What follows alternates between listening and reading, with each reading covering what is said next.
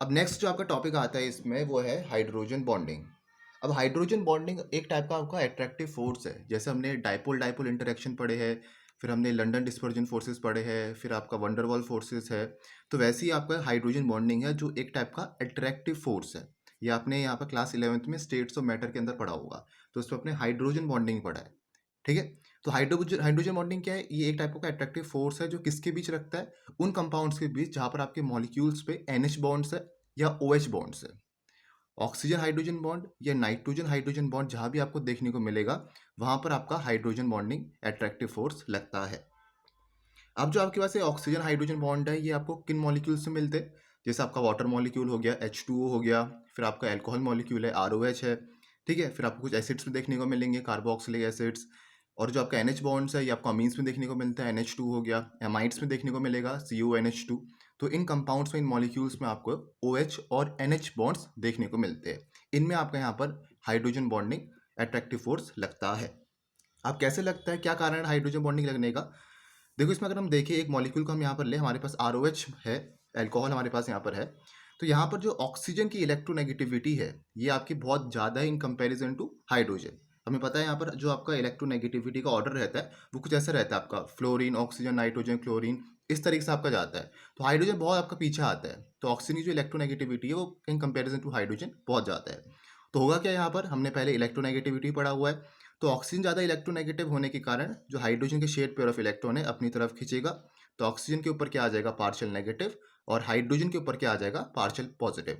मतलब यहाँ पर क्या हो रहा है, आपका एक पोलैरिटी जनरेट होगी। ये जो आपका बॉन्ड यहाँ पर बन रखा है OH वाला, ये आपका हाईली पोलर बॉन्ड है।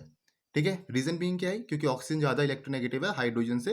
तो जो इलेक्ट्रॉन क्लाउड है, इलेक्ट्रॉन क्लाउड मतलब जो यहाँ पर हाइड्रोजन ने और ऑक्सीजन ने जो यहाँ पर इलेक्ट्रॉन शेयर करे हैं बॉन्ड बनाने के लिए, वो कहाँ पर शिफ्ट हो गए? पूरे ऑक्सीजन की तरफ शिफ्ट हो गए, जिसकी वजह से इसमें पार्शियल नेगेटिव जनरेट हो गया और यहाँ पर पार्शियल पॉजिटिव जनरेट हो गया। तो इस बॉन्ड को हम कहते हैं यहाँ पर कि ये बॉन्ड आपका हाईली पोलर बॉन्ड है। ठीक है। फिर क्या लिखा है यहाँ पर? देखो, डेफिनेशन भी लिखी है। Force of attraction arising due to the opposite charges between two atoms is known as the hydrogen bond. जो फोर्स ऑफ अट्रैक्शन आपका अराइज हो रहा है इन दो अपोजिट चार्जेस की वजह से, एक जगह पार्शियल नेगेटिव है, एक जगह पार्शियल पॉजिटिव है, तो इसकी वजह से जो फोर्स ऑफ अट्रैक्शन आपका यहाँ पर हो रहा है उसे हम कहते हैं यहाँ पर हाइड्रोजन बॉन्ड या हाइड्रोजन बॉन्डिंग। ठीक है। फॉर एग्जाम्पल, मेरे पास यहाँ पर ROH के बहुत सारे मॉलिक्यूल्स है, या ROH हमारे पास बहुत सारे मॉलिक्यूल्स यहाँ पर है। तो यहाँ पर आपको हाइड्रोजन बॉन्डिंग देखने को मिल रहा है। ये जो आपका डॉटेड लाइन है जो मैंने यहाँ पर रेड से शो कर रखा है, ये आपको दिखा रहा है कि यहाँ पर आपका हाइड्रोजन बॉन्डिंग हो रखा है। तो एक जैसा आपका ROH मॉलिक्यूल यहाँ पर है, एक आपका ROH मॉलिक्यूल यहाँ पर है। तो यहाँ पर क्या आपका partial positive, partial negative, electronegative का डिफरेंस। सिमिलर केस आपका यहाँ पर है। ठीक है। तो एक जगह आपका क्या है? पॉजिटिव चार्ज, एक जगह आपका यहाँ पर नेगेटिव चार्ज। मैं दो डिफरेंट मॉलिक्यूल्स की यहाँ पर बात कर रहा हूँ। ठीक है। तो इन OH, इनके बीच में क्या हो रहा है? आपका हाइड्रोजन बॉन्डिंग देखने को मिल रहा है। तो इसी को हम क्या कहते हैं यहाँ पर? Hydrogen bonding attractive forces. ठीक है। तो क्लियर, क्या डेफिनेशन है? Force of attraction arising due to opposite charges between two atoms is known as hydrogen bonding. तो बहुत इंपॉर्टेंट आपका ये टॉपिक है, क्योंकि आपको बहुत सारे जो आगे आप पढ़ोगे अल्कोहल्स, फिनोल्स पे, एल्डिहाइड्स वगैरह पे, तो वहाँ पर आपको देखने को मिलेगा फिजिकल प्रॉपर्टीज के अंदर। तो ऐसा डेफिनेशन या ऐसा आपको एक टॉपिक की तरह से याद नहीं करना है, इसको आपको समझना भी है, क्योंकि आगे ये आपके ऑर्गेनिक केमिस्ट्री के अंदर काम आने वाला है। ठीक है।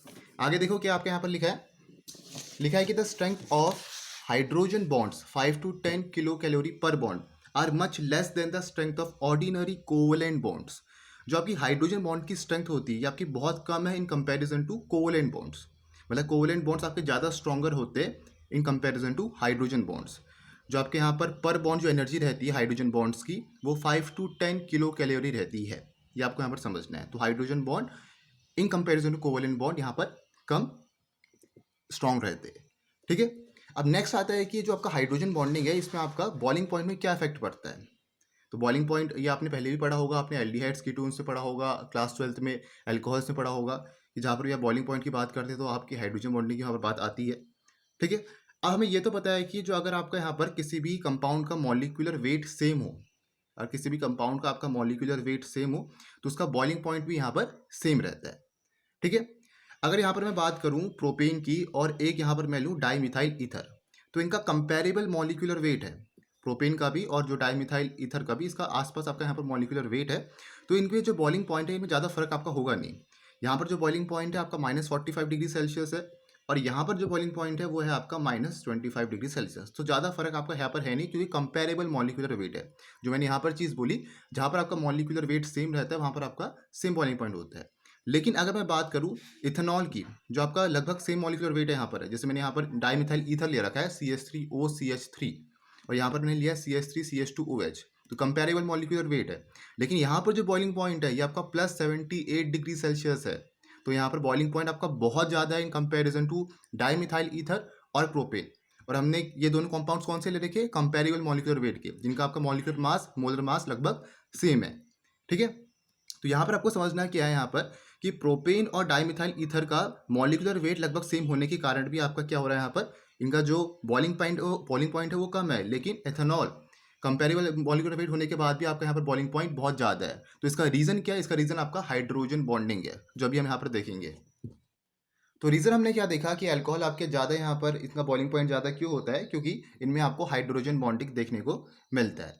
अब जो आपकी इथेनॉल यहाँ पर है या कोई भी अल्कोहल की हम बात कर रहे हैं, तो इसमें आपका हाइड्रोजन बॉन्डिंग देखने को मिल रहा है, क्योंकि इसमें पहली बात तो आपका OH बॉन्ड है।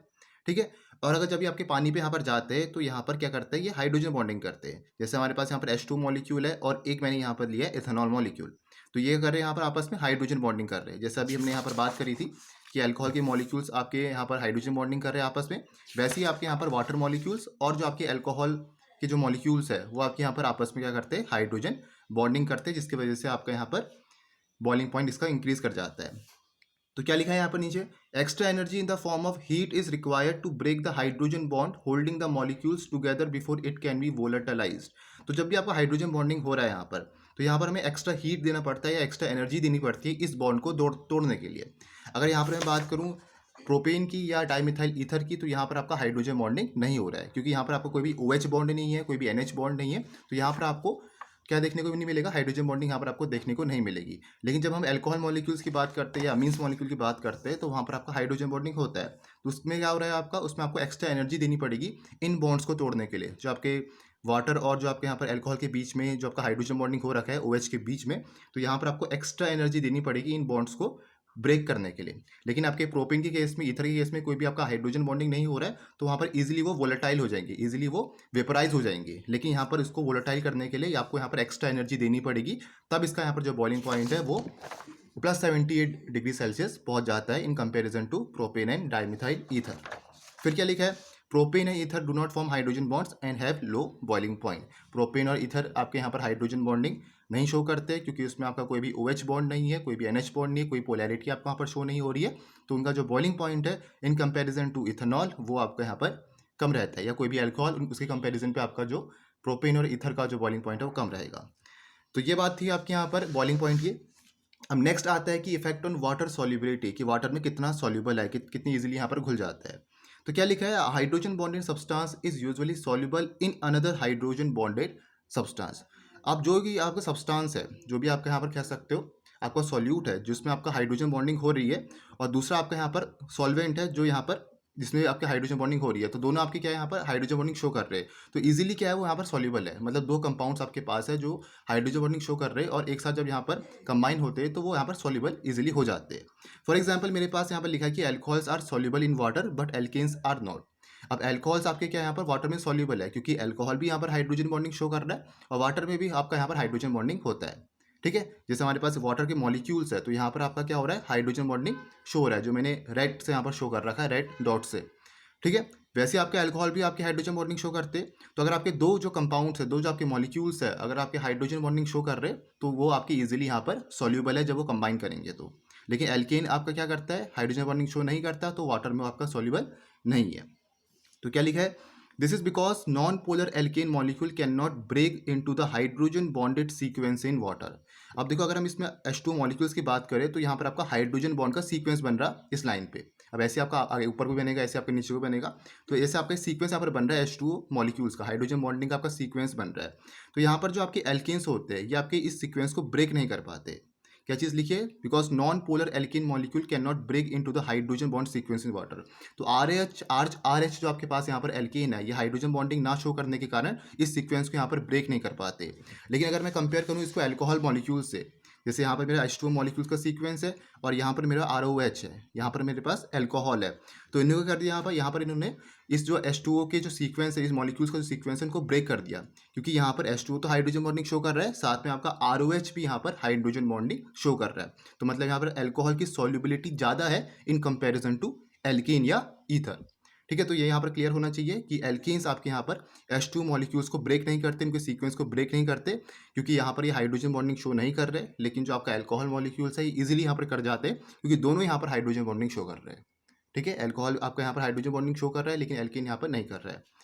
और क्या चीज़ यहाँ पर लिखी है, alcohol containing more than 7 carbons are insoluble in water. जो आपके अल्कोहल्स है जिनमें आपके 7 कार्बन से ज़्यादा होते हैं, वो आपके यहाँ पर वाटर इनसॉल्युबल है। हेप्टेन हो गया या ऑक्टीन, सॉरी आपका हेप्टेनॉल हो गया या ऑक्टेनॉल हो गया, ये सब आपके यहाँ पर इनसॉल्युबल है वाटर पे। तो ऐसे केस में आपका जो एल्कीन्स वाला पार्ट है या जो ईथर वाला पार्ट है, वो आपका प्रीडोमिनेट कर जाता है अल्कोहल को, अगर आपकी कार्बन चेन ज़्यादा है तो। ठीक है, तो ये आपकी पूरी यहाँ पर क्लियर चीज़ है हाइड्रोजन बॉन्डिंग के बारे में। बहुत सारे इसके कॉन्सेप्ट्स आपके आते हैं यहाँ पर, आपको अल्कोहल्स में देखने को मिलेगा, एल्डिहाइड कीटोन्स में, अमीन्स में बहुत सारी कॉन्सेप्ट्स है, बेसिसिटी ऑफ अमीन्स के अंदर भी, तो सब हम देखेंगे बाद में अलग अलग चैप्टर्स में। तो ये आपका पूरा कॉन्सेप्ट यहाँ पर है हाइड्रोजन बॉन्डिंग का।